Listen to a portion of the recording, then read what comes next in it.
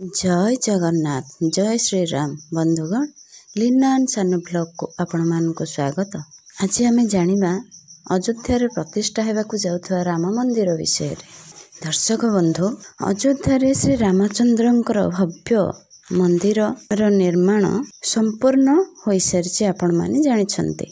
जनवरी 22 तारिख रे तो सारा भारत वर्षर गोटे बड़ स्वप्न पूरा हेबाकु जाउछे। जेतेबेले सुप्रीम कोर्ट रे 2019 रे निष्पत्ति आसीथिला जे अयोध्या रे श्री रामचंद्रंक मंदिर निर्माण करा जिवो। सेही निष्पत्ति सुनी सारा देश रे राम भक्त मानकर खुशीर सीमा रही नथिला।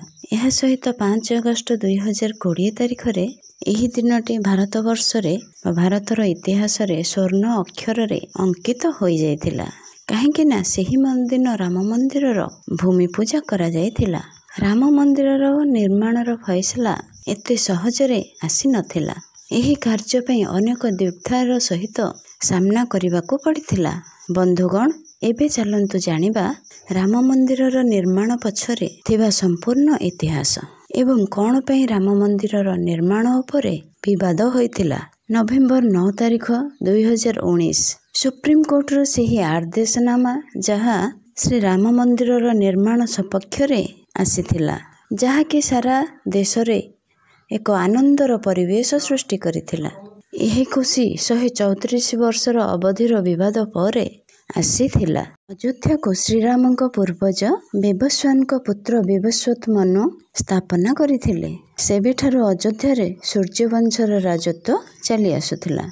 एही स्थान रे दशरथंक संतान रूपे प्रभु श्री रामचंद्र जन्म ग्रहण करथिले। दशरथंकर राजत्व समय रे अयोध्या अति सुंदर एवं भव्य थिला जे एहार तुलना स्वर्ग सहित करा जाउथिला। कहाଯାଏ श्री रामचंद्रंकर जल समाधि नेबा परे संपूर्ण अयोध्या नष्ट हो जाइथिला, परंतु प्रभु श्री रामचंद्रंकर राजमहल सेही अवस्था रे रहिथिला।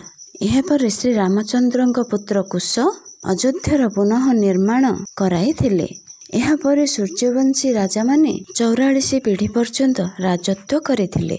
अयोध्यार शेष राजा बृहद्बल मध्य राजत्व करिथिले। राजा बृहद्बलंकर मृत्यु महाभारत युद्ध रे अभिमन्युଙ୍କ हातरे होइथिला।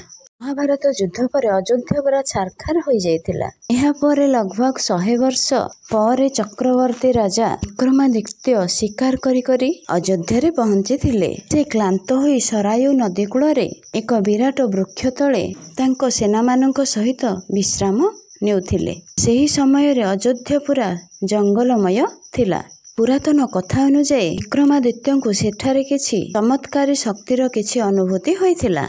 से एहा उपरे छानभिन करिबा आरंभ करिदेले एवं एठारे एक मंदिर एवं एक बड़ सरोवर निर्माण करथिले। विक्रमादित्यंक परे एही मंदिरर लेखाशुणा और पूजापाठ अनेक राजा करैथिले। सेमानंक शासन काल परे भारत रे मोगल मानकर शासन आरंभ हो जाइथिला। दुष्ट मोगल माने काशी मथुरा अयोध्या को लूटपाट करने आरंभ कर देइथिले। मोगल माने पुजारी एवं साधु संत माननकु हत्या करी मंदिरर मूर्ति और मंदिर को मध्य भांगी देइथिले।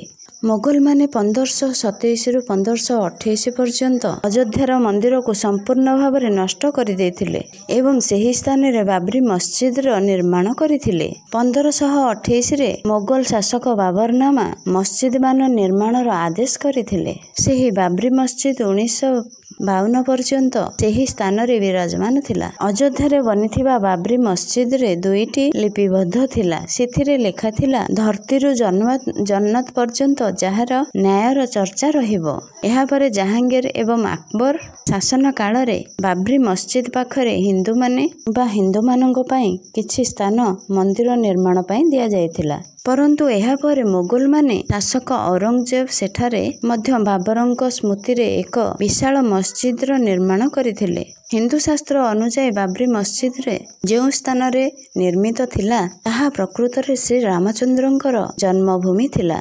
सेही मस्जिद रे 3टी बड़ बड़ गंबुज थिला। सेही गंबुज तले प्रभु श्री रामचंद्रंकर प्रतिमा स्थापन थिला। 1853 मसीह रे एही मंदिर एवं मस्जिद को नहीं हिंदू एवं मुसलमान मध्य संप्रदाय एक डोंगा सृष्टि होइथिला। 1859 ब्रिटिश सरकार एही विवादित जगार पाचेरी उठाई मुसलमान मानक अधा स्थान एवं हिंदू मानक अधा स्थान देई पूजा करने को अनुमति देइथिले। 1885 मसीह महेंद्र रघुवर दास अदालत रे अपील करथिले हिंदू मानक मंदिर बनाइबा को अनुमति मिलु बोली, किंतु एही आवेदन मध्य खारज हो जाइथिला। पुणी थरे 23 डिसेम्बर 1949 मसीह भगवान श्री रामचंद्रଙ୍କ मूर्ति से मस्जिद रु मिलिथिला। एहा पर हिंदू और मुसलमान मानक मध्यरे एही तथ्य को नहीं विवाद सृष्टि होइथिला, परंतु सरकार एहाको विवादित मुर्दा दर्शाई एही स्थान को बयान कराई देथिले। 1950 रे फरीदाबाद सिविल कोर्ट रे दुईटी केस फाइल होइथिला। गोटिकरे थिला श्रीरामचंद्रଙ୍କର पूजार अनुमति, अन्यथिरे विवादित स्थान रे श्रीरामचंद्रଙ୍କର मूर्ति सेही भली रखा जाओ। यहाँ पर 1959 रे निर्मोही आखड़ा तरफ तृतीय फाइल होइथिला। एपरी अनेक समय गला पर 1986 मसीह फरीदाबाद जिला जज के.एम. पांडे 1 फेब्रुआरी 1986 रे हिंदू मानक पूजा करने को अनुमति देई सेठारु सीज हटाई थिले। डिसेम्बर 6 1992 मसीह पीएचपी और अनेक हिंदू सेना मानक संगठन मिसी विवादित ढांचा को भांगी देइथिले। सारा देश रे सेतेबेले सांप्रदायिक दंगा सृष्टि होइथिला, जेउथिरे कि 2000 रु अधिक लोक मृत्यु मध्य होइथिला। 2010 मसीहा इलाहाबाद हाईकोर्ट निजर निष्पत्ति विवादित स्थल को 3 भाग रे बांटी थिला। सोनिंग वाक बोर्ड रामलाला विराजमान एवं निर्मोही आखड़ा को समान भाव में बांटी थिले। नवेम्बर 9 2019 मसीह सुप्रीम कोर्ट रो जज रंजन गोगोई अध्यक्ष 5 जन विशिष्ट कमिटी द्वारा समस्त सहमति अनुसार 2.77 एकर पूरा विवादित स्थल हिंदू मानक राम मंदिर निर्माण पाई मंजूर देथिले एवं सही स्थान पाखरे 5 एकर जमी मस्जिद पाई मध्य देथिले। एही प्रकार रे एते वर्ष विवादित मुर्दार निष्पत्ति होई आज हिंदू मानकर स्वप्न पूरा हेबाकु जाउछि। जय श्री राम। बंधुगण, आपण मानक मोर जदि एही तथ्य गुड़िक मन को छुईंची ताहले मोर चैनल को गोटे सब्सक्राइब आउ लाइक शेयर करने को जमा भी भूलिबेनी। रहुछि जय जगन्नाथ, जय श्री राम।